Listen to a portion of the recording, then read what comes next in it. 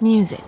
I'm no music expert, but I am a lover of music and definitely video games, if that wasn't obvious already. A good soundtrack can really shape the identity of a game, so much so that the music can be tied synonymously to the game itself. And there are games that not only integrate music into the mechanics and story, but also exist to celebrate music. Symphonia by Sunny Peak Games is a game centered around music, but how do the devs at Sunny Peak put the backbone to its musical game debut? Welcome back to Gaming Backlog. I'm Bina, and let's talk about that. Before we jump right into it, beware spoilers, as we will be talking about what happens in the game.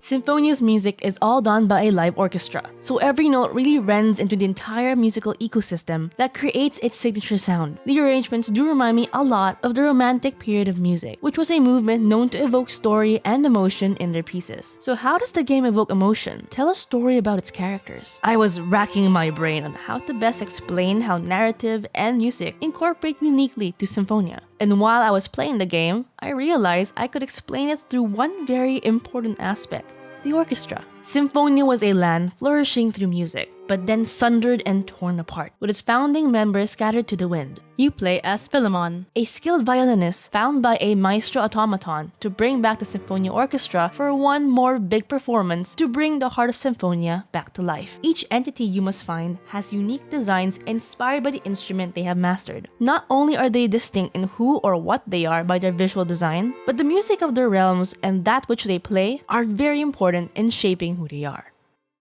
The Trickster is the first member of the orchestra you encounter in the woodwind glasshouse. They play the flute as they try to make the plants grow. Woodwind instruments have their unique sound based on the material it is made of. Wood in itself is much lighter and breathable compared to solid metal instruments like brass, which sound more imposing and robust. There is this airy and organic quality to woodwinds, and its presence is felt in existing pieces like Morning Mood by Edvard Grieg. The Trickster is a lively yet sensitive entity. While quick to jump into song, they are easily dismayed when the plants they were playing for start to blight. The flute in the background as they weep even mimics the sound of crying. However, there is a sweet payoff when Philemon and the Trickster both play together for the first time, and the heart of the thorn-infested glasshouse suddenly erupts into bloom as the orchestra swells with the adrenaline of creation.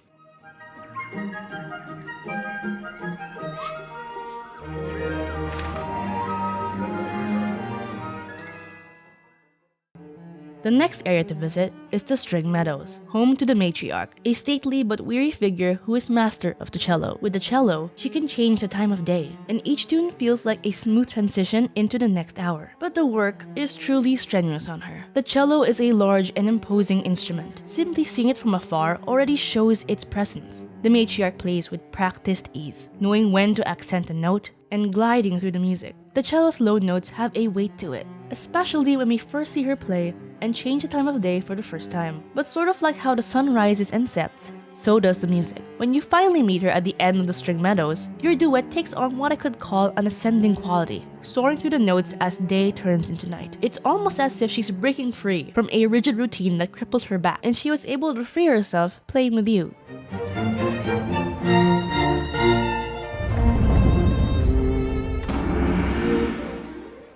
The kinglet rules the realm of the Brass Palace, perhaps the most industrial-looking of the realms. The palace is grandiose and resplendent, but also feels cold and overtly spacious at the same time. The kinglet is a proud man, and perhaps the most temperamental of the orchestra Philemon is trying to assemble. He plays the trumpet, which is a common instrument associated with royal functions. The Trickster and the matriarch, with all their quirks, are pretty amiable to Philemon. The kinglet, well, he sticks his giant war machine at you after he throws you into the dungeons. Not very nice. Like the trumpet, he is blaring and proud. But when he is taken down a notch, as his crown shatters before the both of you, his music goes silent before settling into something more mournful, a king seemingly dethroned. As you both duet to repair his crown, his trumpet is clear but sobering. The song climbs into a tentative rhythm that eventually incorporates itself with the instruments in the background. As the crown is restored, the music rejoices, the trumpet playing a victorious fanfare as the kinglet's subjects applaud him on his throne.